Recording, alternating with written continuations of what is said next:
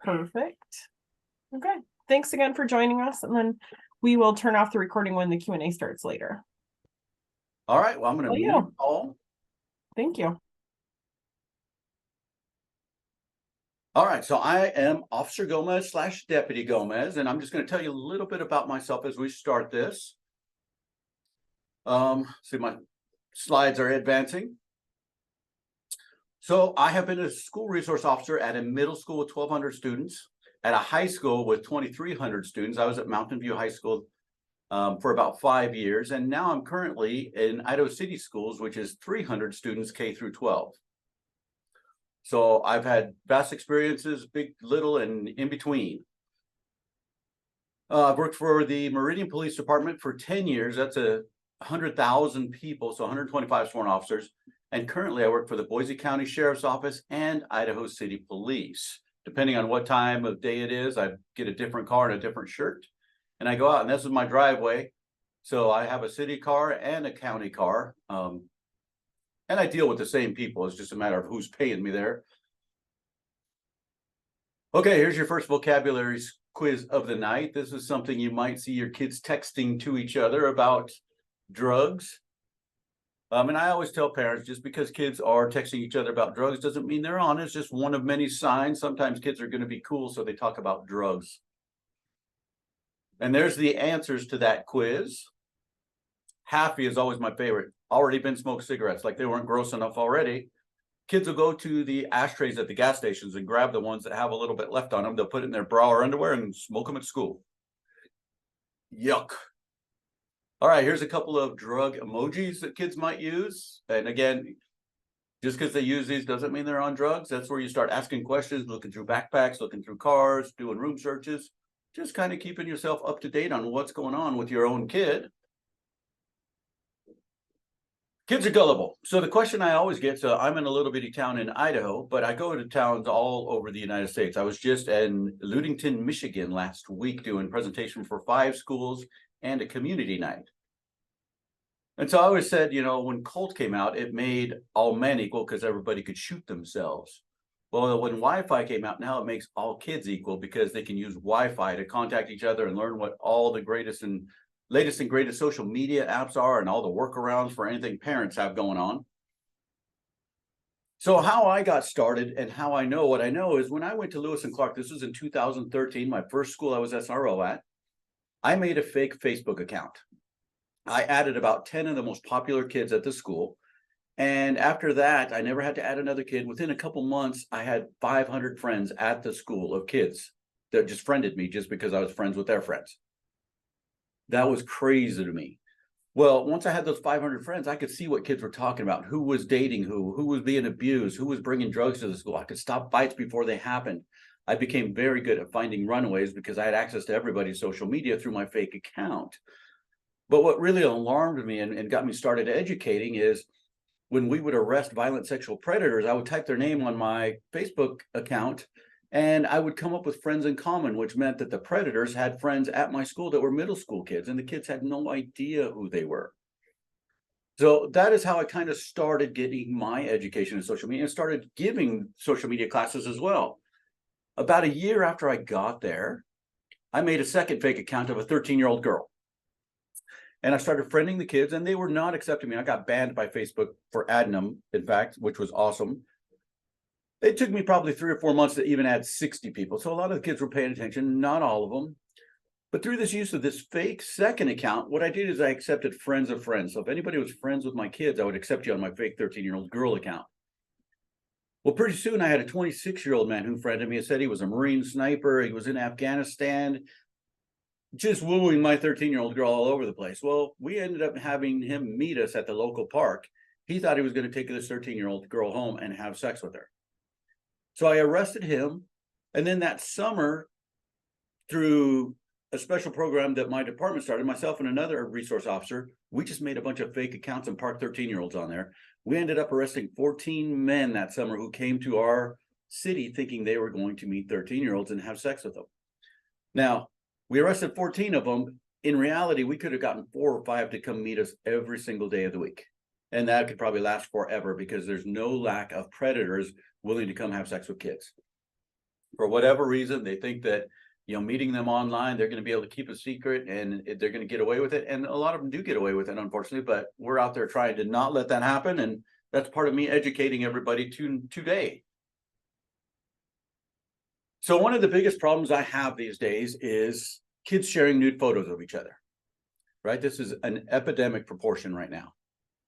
They ask each other for nude photos, they share them, they trade them, they use them as currency. And we'll talk a little bit more about that in a second. But how do we get naked pictures of kids? Now, number one, a lot of times for the girls, we just ask them for naked pictures, right? So when kids spend so much time on social media, basically they are groomed to believe they are worth their body parts. So later on in life, when an older boy especially asks them for nude photos, a lot of times they'll send it just as a matter of being accepted. It's like, hey, that's part of my acceptance. They also use it to buy vapes and those kind of things. So that's the currency part. But for girls, the predators who are after them, a lot of times they know, especially if they're an older boy, which happens a lot. My high school boys go after the middle school girls.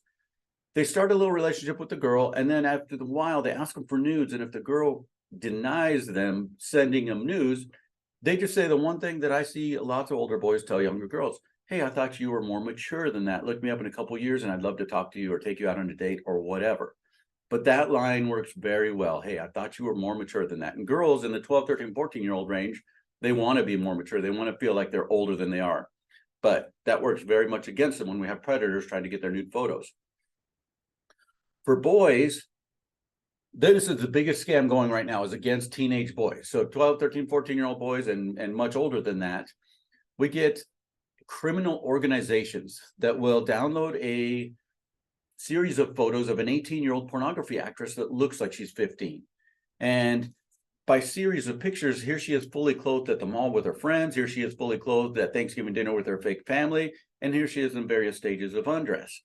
Now, when these predators assume the identity of this girl, when they contact boys all around the world, most boys are going to accept them, right? Because once a pretty girl talks to you, it's hard not to say, oh, hi, how are you doing? So then they start talking to these boys. After about 15 minutes, they lay it on super, hey, you're super nice. I can't believe I met you. You're super cute. And then this 15-year-old girl says to the boy, hey, I'm going to send you a special picture. I want you to send me one back. And the girl sends a topless picture of herself. Almost every boy is going to send one back. Even boys that have had this class and I've told them this exact scam, the pressure is just so much and the excitement is so much that they're going to send a picture back. Then the girl will send us a full nude and ask for one back. Now, most boys are going to send one back. Some boys are too embarrassed of their body, and that's okay. But most of them will send it back. As soon as they send it back, the basically criminal organization is going to start the sextortion process. They're going to contact the boy on Snapchat, on whatever they've been contacting him, and they're going to say, hey, here's the naked picture you just sent. Here's a 15-second clip of all your Instagram friends. You have 2 hours to give us $500 in iTunes cards, or we're going to share your picture with all your Instagram friends. And then they start a timer, actually. You've got an hour and 50 minutes, an hour and 40 minutes. Now, many boys in that age range don't have $500. So basically, the predators or the criminals tell them, hey, go steal a credit card from your mom or dad and buy the iTunes cards, tell us the number. And when your parents challenge you on it, just say you bought V-Bucks or Robux, for Fortnite or for Roblox or for whatever they want to say, but they tell the kids how to get the money. And a lot of kids are doing this because they're too ashamed, embarrassed, afraid to go talk to their parents. And unfortunately, we're seeing more and more where kids have ended their life because they don't want the embarrassment of parents finding out that their naked picture is all over the place. So this is really, really, really a big problem and something we have to talk to kids about. And even kids that I've told, that I've shared with this, the basically lure of a hot girl talking to them personally on Discord, on Stitch, on Snapchat, on Instagram, is just biology takes over and it's hard for them not to send it.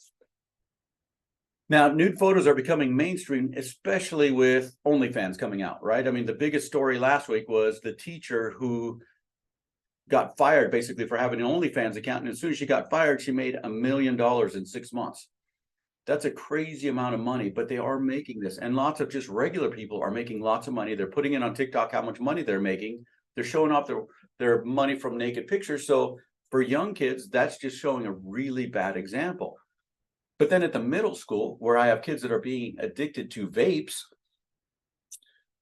essentially, when they don't have money to buy vapes, the girls in middle school can send topless pictures in exchange for vapes, in exchange for cell phones, in exchange for tests, in exchange for anything, rides. They know they can send their naked pictures and it's worth something.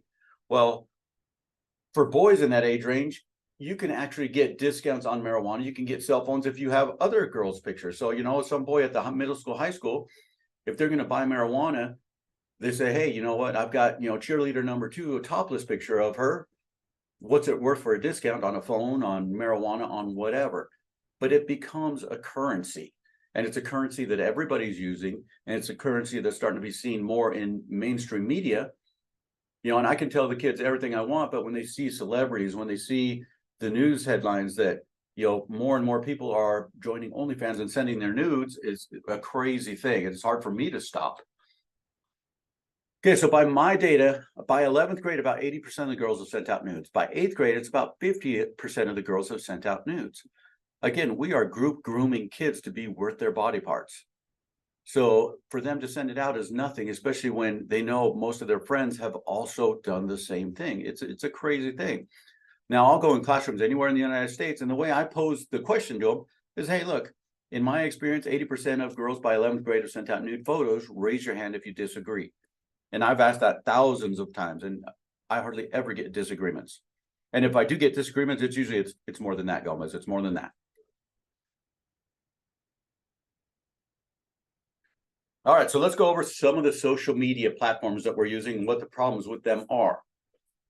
Number one platform that every kid wants, is the most popular right now by far and has been for a while, is Snapchat. It's very secretive. It's built to hide things from parents. It's built to hide things from police. It's got its own pin-coded secret vault, and I'll show you what that looks like here in a second. The other problem with Snapchat is a lot of the sextortion people are using Snapchat to sextort kids.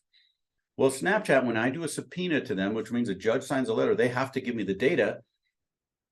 When I get the data back, I get IP addresses, I get group chats, I get some information, but I never get the peer-to-peer information because Snapchat says they delete it, so they do not have it to give me, which means that unless the victim got their own evidence by taking pictures of the threats or screenshotting the threats, I have no evidence that comes from Snapchat. Basically, it's a predator-friendly platform. Most predators, no matter what they start on, whether they start on Discord, whether they start on Fortnite, on Roblox, when they start talking to kids, they will always try to get them to go over to Snapchat because Snapchat is very protective of predators. Another problem with Snapchat is it has live mapping. When you sign up to live, you're already put in a map. Now you can tell your Snapchat to ghost your person so people can't see where you are. But kids like to turn it on, here and there so the friends can see where they're at or see what they're doing. This map is accurate to within about 10 feet. But what happens is when we start sharing naked photos of kids in the schools, then predators will add them as friends on their Snapchat, and kids will accept almost anybody on Snapchat. Well, now a predator has gotten a naked photo of them. Plus now, because of their Snap Map, they can see what school they go to, where they work. They can see what classrooms they're in. They can see what bedroom they sleep in. They can see if they're playing volleyball, if they're playing football. And they know a lot about them without having to do hardly any work because Snapchat does it all. Also, 3 or 4 months ago, Snapchat introduced an artificial intelligence friend to everybody. And what the kids are using this artificial intelligence friend, you can name it whatever you want. You can color its hair. You can change its outfit. But basically, kids are using this as their therapist, their counselor, their psychologist, their dating friend, their homework partner, and many things in between. Artificial intelligence is too new for us to test it out on kids, yet Snapchat is testing it out on millions of kids, and millions of kids are using it very inappropriately for all kinds of things. So Snapchat also is very good for selling drugs. So these are one things I took off of Snapchat, and this is on their 24-hour timeline. So you can see you can get pills, you can get marijuana, you can actually get heroin, you can get methamphetamine, and it's on the 24-hour timeline, so you can tell when the people took the picture, and you can also see on their Snap Map where they're located. And most of these people will deliver to a school, to a park, anywhere where kids have money to pay, they're gonna deliver drugs right to them. Okay, so here's what the secret vault looks like. It's called My Eyes Only. And I don't know if you can see my mouse, but up in the right-hand corner, you see the My Eyes Only. When you click on that, if this little pin code comes up, it means the kids have set up the My Eyes Only. Now, most kids are going to tell mom and dad when they discover this. Kids are going to say, well, mom, dad, I forgot the code. I set it up a long time ago and I never used it. And then parents are going to snatch the phone and say, well, when you remember it, I'll give you your phone back. So the kids are going to go in their bedroom, and on their school-issued Chromebooks, they're going to log into Snapchat on the web. They're going to delete all the photos out of My Eyes Only. And then sometime later, they're going to say, Mom, I found my code. It was in the back of my binder. Here it is. And mom's going to log in. Oh, it's just butterflies and horses. You're such a good kid. I can't believe I ever didn't trust you. And so while we're on that, the school Chromebooks, kids can log into pretty much anything. We have Go Guardian on our school Chromebooks, and we're playing whack-a-mole to keep up with the kids and all their workarounds for our blocks. Go Guardian's a good program. It does a fantastic job, but kids are better. They have a 24-hour network of kids around the world who show them how to work around and get past all the blocks that any school is going to put on any computer.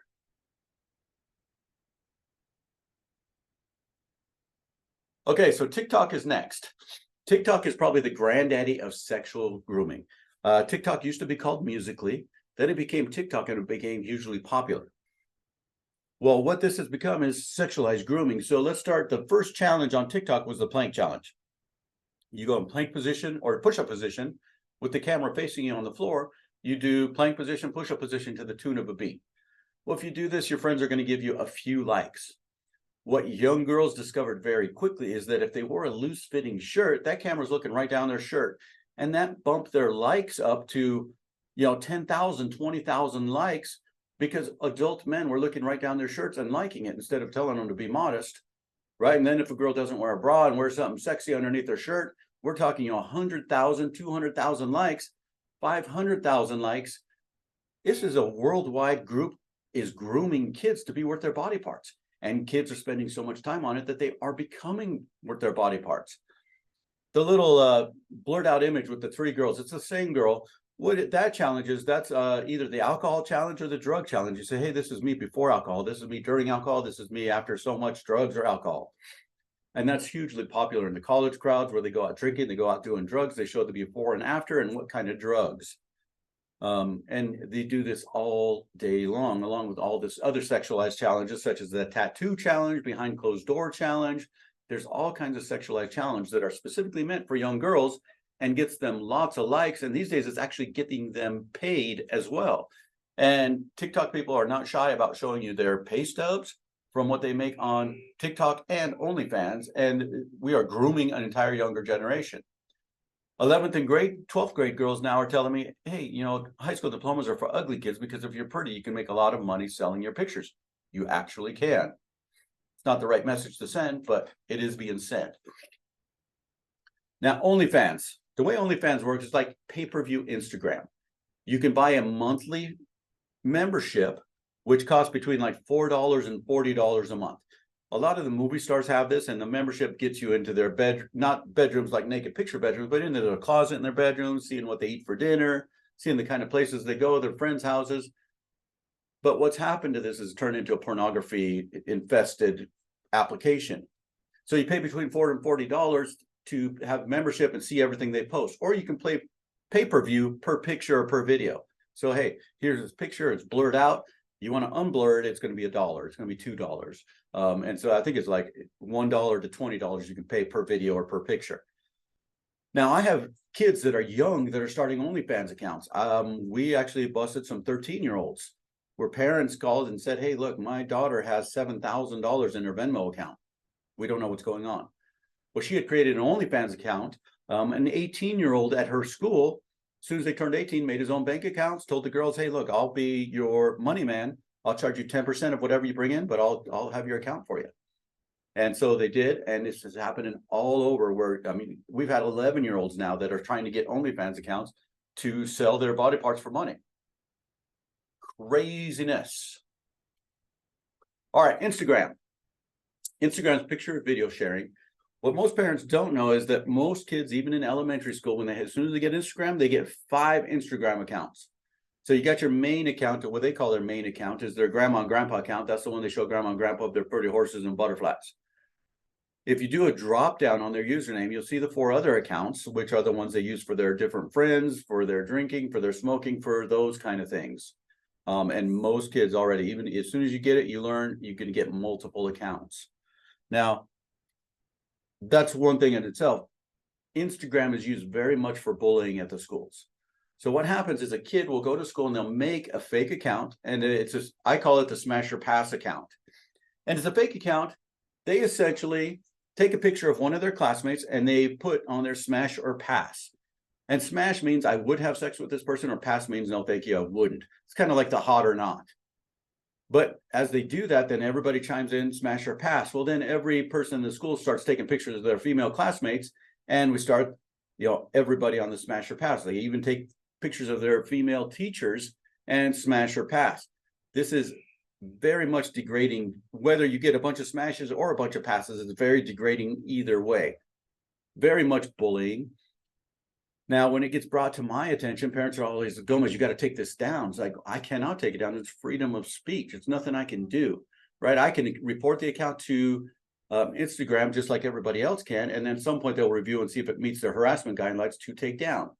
The problem there is it takes a kid like 5 minutes to put another one back up with a completely new address, and we have to go through the whole thing over again. And you can see I put some other ones up there. Rate My Rack is one of them. We're not talking about deer antlers. Rate My Shoes. The school name Confessions is a big one that a lot of the schools have. And basically the students will come on there and tell their deepest, darkest secrets. And the problem with this is there's no checks and balances, so they can say whatever they want. And a lot of times it's, sex involving teachers and kids. Whether it happened or not, who knows? But I always tell people half the problem is these things are complete lies. The other half problem is they're true, right? So then I have to investigate. And actually from one of these lists, I did end up arresting a female teacher that had sex with a male student. But they are very much damaging, degrading, bullying to crazy levels. The last one on there, the rape list.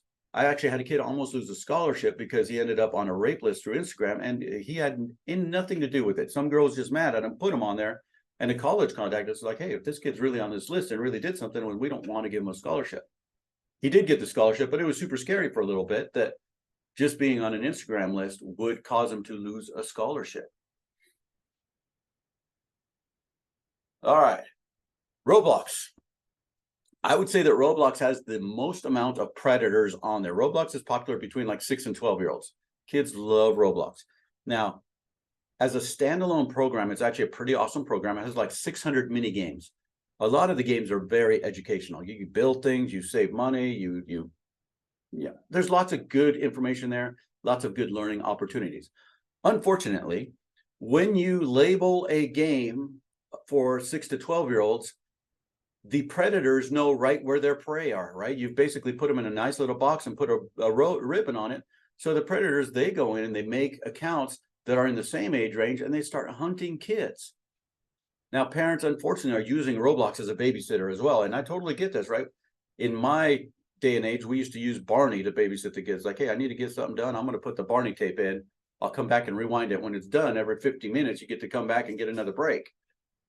But Roblox, you sit a kid on a couch with Roblox, you could go to the Bahamas and come back, and that kid is still going to be playing Roblox on the couch. They will not move from where you put them, other than to drink and eat. Well, the predator is going to start chatting with them. They're going to start showing them stuff on there. It is very toxic. It is a very predator-rich environment. You can turn off the chat, but even if you turn off the chat, as kids go into specialized worlds, people can build worlds, and they put pornography on the walls. They name their characters pornography names or drug names. And basically, they start desensitizing kids as a group. So it's group grooming again. So by the time a kid spent 3 or 4 years on Roblox, everything they know is from Roblox. They've been brainwashed through Roblox. And I tell parents, well, how much time do you spend with your kids? Oh, I don't know, an hour a day. And how much time do they spend on Roblox? Well, 6 hours a day. Whatever it is, kids are spending way too much time on it. They do get brainwashed. It does become their values. One of the latest ones to start is Telegram. You can download Telegram on your phone. If you give it access to your contacts and then you say, hey, add people near me, it's geo-based group chat. And when you say add people near me, you'll see a bunch of groups, whatever their names are. If you click on that group, it'll say 2.6 miles away. you'll see all kinds of drugs for sale. You'll see all kinds of fraudulent credit cards for sale, and you'll see all kinds of sex for sale.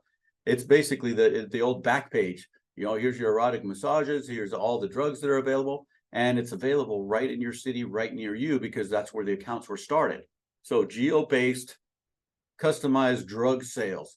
The kids all know this.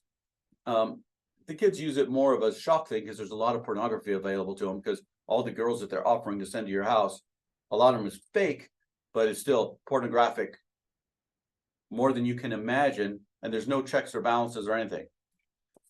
All right, let's talk about drugs. Right now in the schools, vapes is by far the most popular drug there is, right? Nicotine.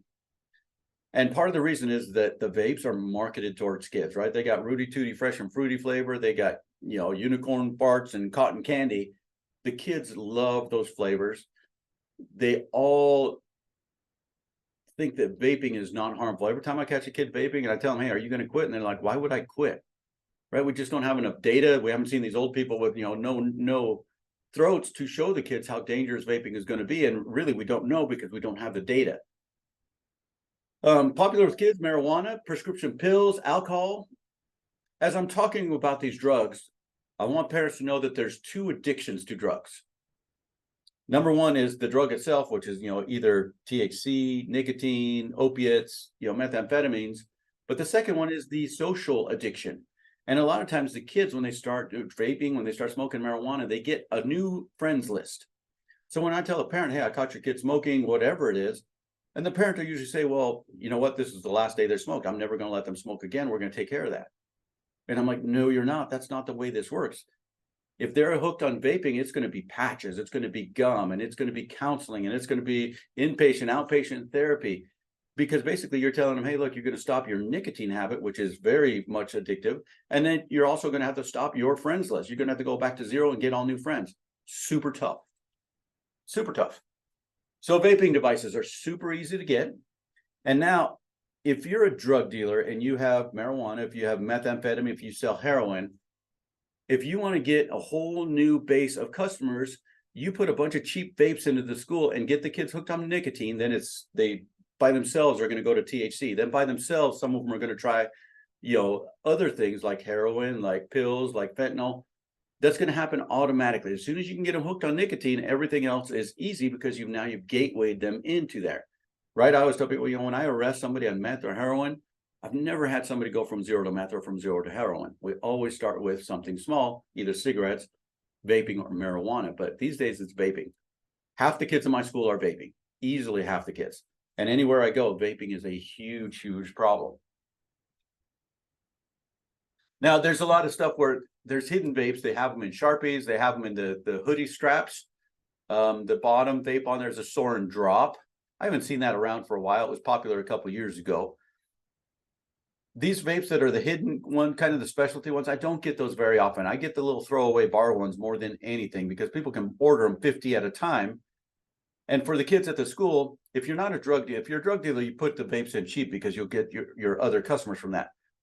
But if you're just a normal person and you want to make some money, you can charge kids 3 times the amount of vape. So you buy vapes for $15, you know, retail, you sell them for $45 to the kids at the school, and the kids at the school will pay that. That is the markup, 3 times. So vapes at the school. So at our school, when vaping became huge a few years ago, the kids started going in bathroom stalls 4 kids at a time. So when a teacher would check or I would check, whoever's got the vape would throw it in their bra or throw it in their underwear. And we don't know which kid had it. Are we going to bust them all? It's tough, right? And then you get parents coming after you. So we made a policy at our school, any more than one person in a stall in the bathroom at a time gets 3 days in school suspension, no matter what. We sent that out and we abided by it. So that took care of that. Then we got vape detectors. So then the problem is you get a vape detector, it goes off, you can see the kids coming out who were vaping, and it's usually spot on. But now you call 2 or 3 kids to the office, you search them, and they have it in their bra or underwear. Well, we're not going to search somebody's bra or underwear no matter what, right? That unless they have a bomb, we do not search bras and underwear. So we got one of those little metal detectors they have at the airport, and it'll find vapes very well. They're $150. So now it beeps on their bra. We call parents like, hey, look, you know what? We had our vape alarm went off. Your daughter was in there. She's with her friends. our vape alarm, or our metal detector went off, like she's got something metal in her bra. And parents are covering for kids by saying, well, they got a metal, they got an underwire bra. That's probably what's doing it. No, they don't. Right. But now all of a sudden, every girl has an underwire bra, because they know those metal detectors are going to go off. So a lot of this is coming up with good policy at the schools, right? What are you going to do at the school for policy? And battle it. It's going to be a battle, but the more you do, the better chance you have of kids not starting to vape. Once they start to vape, it's a huge battle to try and get them to stop. The other thing, the amount of nicotine in vapes. So a cigarette, it's got, 5 milligrams of nicotine in it. These vapes are 50 milligrams, which is actually causing some of my kids to go into seizures, right? That's how much the nicotine they have. Now, up on the top right corner, you can see the marketed to kids fruity flavor, but you see the 5% up there. It says 5% nicotine. That's 50 milligrams. That's actually the strongest amount of vape juice you can get. But for kids, we're putting it at 5%. That is the most. It should say like 95% or something, but the kids read it as that's 95% free, right? That's hardly any nicotine. When in reality, that's the most nicotine you can actually put in a vape. So super strong is 5%. If it said 6.5%, it would actually be deadly according to the FDA or whoever puts out. If it's at 6.5, it's a lethal dose of nicotine. So crazy marketing. So last year, the year before, federal government said, hey, vapes can no longer come in Rooty Tooty Fresh and Fruity flavors, right? Because that's marketing towards kids. But they put a disclaimer in there that it was for refillable vapes, right? Which they were targeting Juul, that you could put different cartridges on there. So they said you can't put fruity flavors. So the way the companies got around that is by making disposable vapes. So that you can no longer refill them. You just smoke it and throw it away when you're done with it. So now they can have the flavors in it. That's how they got around it, which is crazy, but it did happen just like that. Marijuana, half the vapes I'm getting now are marijuana vapes, right? And the marijuana mob is what I call them. There's a lot of people that get paid a lot of money to make sure that marijuana doesn't get any kind of a bad name. In fact, they do lots of positive stuff. Those are the people that go around and get legalized marijuana in all the states. Now, we are very lucky in Idaho that it's not legalized here, and we're going to fight tooth and nail to keep it from being that way. But as soon as you start vaping, you start having THC vapes available. So now you're getting kids that are hooked on nicotine and THC. What I always tell people is, look, once you start smoking marijuana as a young person, it kills your motivation, right? You don't want to get a job. You don't want to go to school. And I always tell the kids, look, the last 10 kids that dropped out of any school and don't go to another school, how many are potheads? Almost every single one of them. Marketing, again, these are marijuana vapes. Other than the iPods over there, you can see, hey, look, here's how it started with iPods. And then now we're doing marijuana vapes with the same colors we used to make iPods to hook kids. And on the right, those are all marijuana smoking devices. That's crazy, right? Those are definitely going towards kids. And those are all throwaway vapes, or they wouldn't be able to have those flavors on them. Concentrates. Marijuana has lots of, you can look on YouTube and you can see how to boil down marijuana so that it has a lot more potency than regular marijuana. So just a quick lesson, in the 60s, marijuana was like 3 to 6% THC. Through engineering, agricultural engineering, nowadays, we're at 18%, 20% on marijuana. And then if you boil it down through any number of recipes, you can make these concentrates, which are 80%, 90%, right? Which will get you very, very, very high. The kids haven't really taken to the concentrates because it takes a lot of marijuana to get the concentrate. And then if you smoke any of the concentrates, if you go back to regular marijuana, it doesn't do much for you, right? So they'd like to still enjoy the regular marijuana. So I haven't seen a lot of concentrates at the school. Pills. Xanax, Norco, Adderalls are the most pills we get at the school.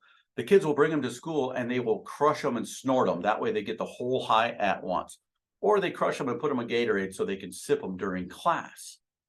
Either way, they are bringing them to school. They are doing them at school. Adderalls, very popular in the colleges for studying, right? When a kid's going to study all night for a test, they take some Adderall. When I catch kids at the high school, middle school level taking Adderalls, I'm like, why are you taking Adderalls? Oh, it helps me focus is what the college kids say. But in the school level, it's like, all right, you got straight Fs. What are we focusing on, really? Pills are super easy to get. These days, even parents have lots of kids on pills. So the kids just trade around pills. Oh, your mom got you on ADHD stuff, on whatever it is. They start trading pills around. They start selling them. At the school level, almost every pill is $10 plus or minus a few bucks. But the going rate for any pill is $10. And they can get them everywhere. Opioids, right? We have Oxycontin, fentanyl, hydrocodone, morphine, and fentanyl is coming out in many, many, many pills. Now, the most popular fentanyl pill right now is labeled as M30. The actual pill for M30, I think, is Norcos. Now, M30s are no longer made, right? But a lot of the underground people still have the M30 press. So if you see an M30 pill, unless it's somebody's old prescription, it's not the right pill. And if a kid takes a pill like this, they can die very easily. I recently got a M30 pill, and when I saw it, the person who had it said, "Hey, don't touch that. It's a fentanyl pill. We've been smoking it for like 2 weeks, just one pill." So craziness is happening, and those fentanyl pills, they're starting to get into schools. We're starting to kill kids with fentanyl, and it's going to happen more and more because it's happening more and more.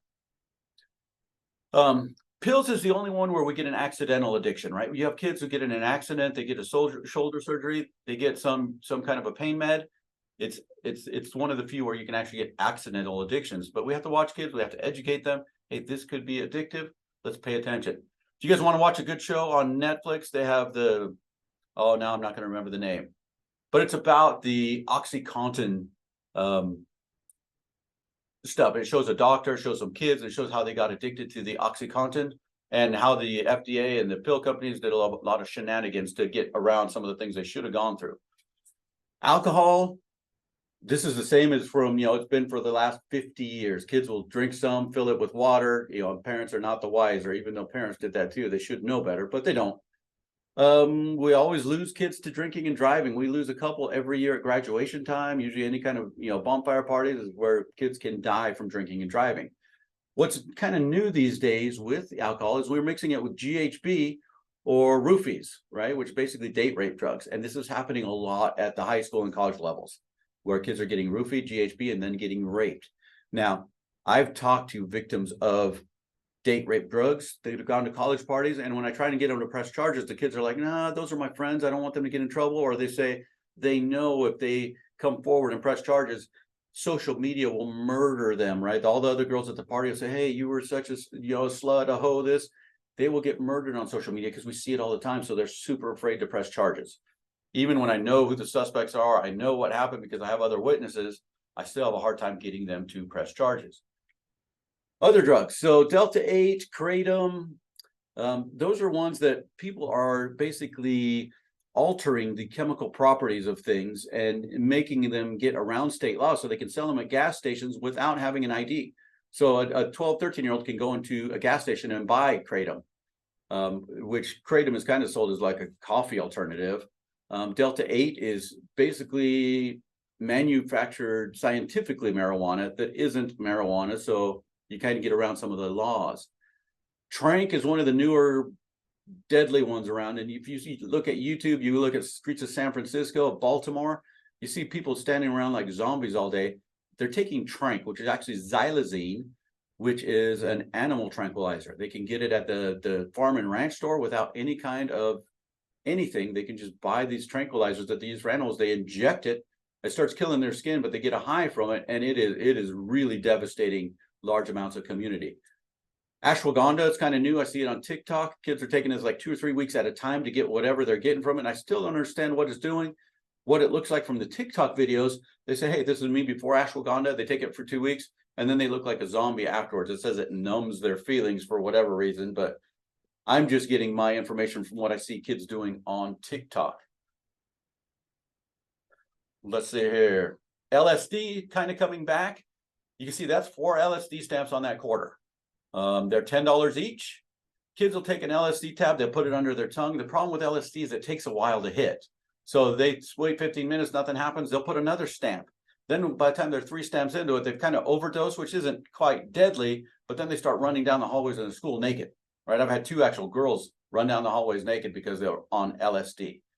Super easy to hide because it's super thin. LSD is one of those that you can, if you get a high from LSD, you can have flashbacks to that for your entire life without taking any more LSD. Sex trafficking. So when we are sharing naked photos, asking for naked photos, selling them as adults, as kids. We are basically grooming people to sex traffic. There's a bunch of the pricings for different sexual stuff that you can get, and kids know this, right? So they need money for whatever. They start thinking about selling their body parts. They can buy drugs with their body parts. They can buy rides. They can buy living. We actually had a young lady came and lived with us. We take in high-risk teens, but she was actually couch surfing for like 6 months, and she said she was having sex about twice a week at different drug dealers' houses for her room and board. Awful, right? She was a 15-year-old girl.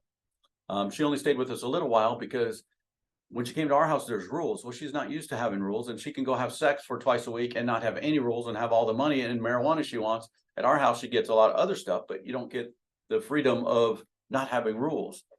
It's super tough, and you want to love those kids to be clean, but it's a tough deal. Scams. Talked about the naked picture scam with boys.